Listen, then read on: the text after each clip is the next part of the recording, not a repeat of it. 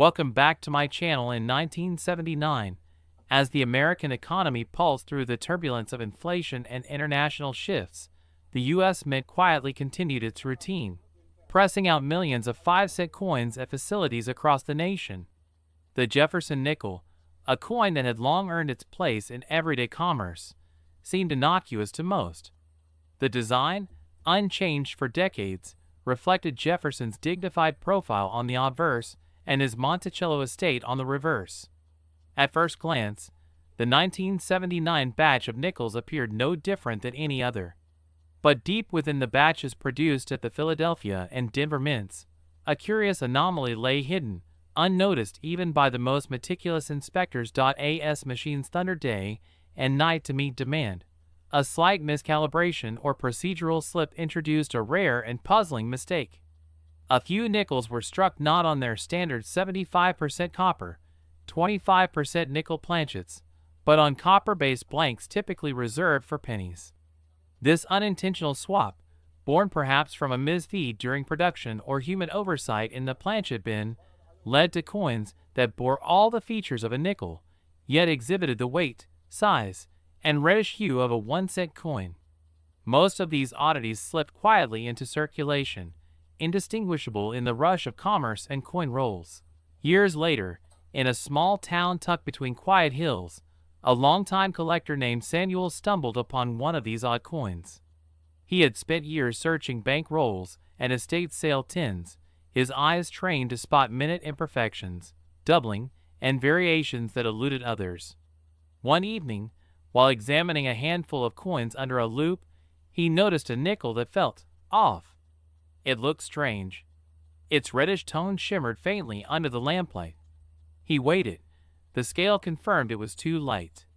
He measured it, slightly thinner. And then he froze. Samuel wasn't new to error coins, but this discovery sent a jolt through him. The 1979 date was clear. The Jefferson profile, well defined. But this was not ordinary alloy. It was unmistakably copper. His mind raced. Could it really be a nickel struck on a penny planchet? Driven by a blend of excitement and skepticism, Samuel reached out to a well-regarded numismatic expert for authentication. The process was meticulous, requiring a spectrum analysis of the metal composition, strike verification, and edge assessment. Days later, confirmation came. The coin was genuine.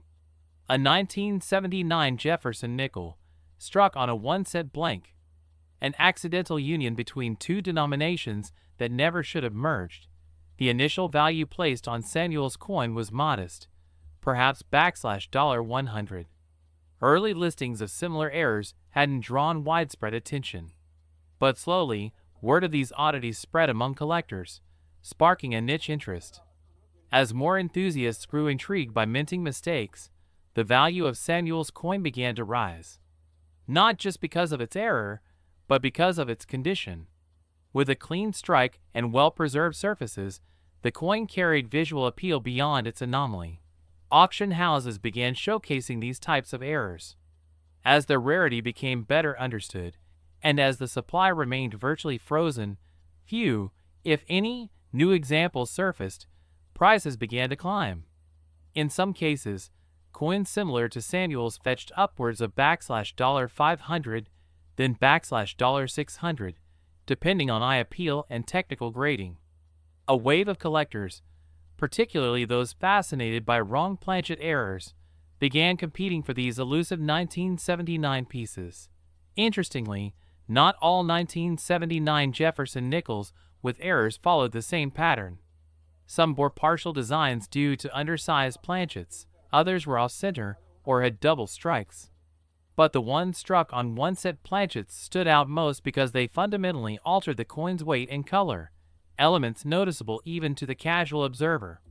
The coin looked like a penny, but declared itself a nickel. That contradiction alone fueled its legend.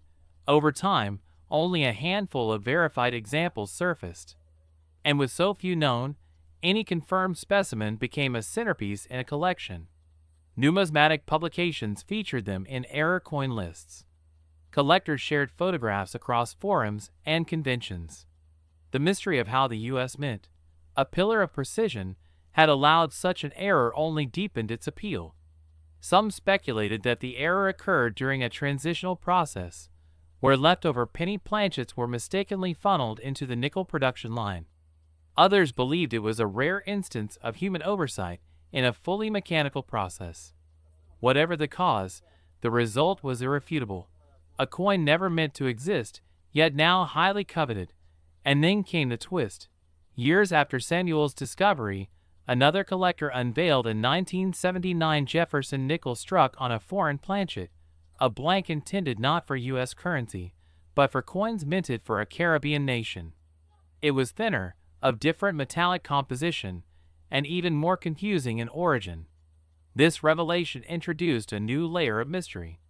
Was the 1979 error batch broader than previously thought? Were multiple planchets misused? Suddenly, Samuel's coin was part of a larger, more complex narrative, one where the integrity of the minting process came into question and the boundaries of U.S. coinage blurred. Today, Samuel's original find, now graded and slabbed by a professional service, remains a prized piece. Its market value reflects not only its rarity, but the story it carries, a story of sharp eyes, overlooked mistakes, and the magic that happens when the ordinary becomes extraordinary. In auctions, verified examples of 1979 Jefferson nickels struck on 1-cent planchets can now command prices as high as $9.75, depending on grade and surface quality. What began as a simple 5-cent piece, lost in the rhythm of mass production, has become a collector's treasure, a testament to how even the smallest of mistakes can lead to the most unexpected discoveries.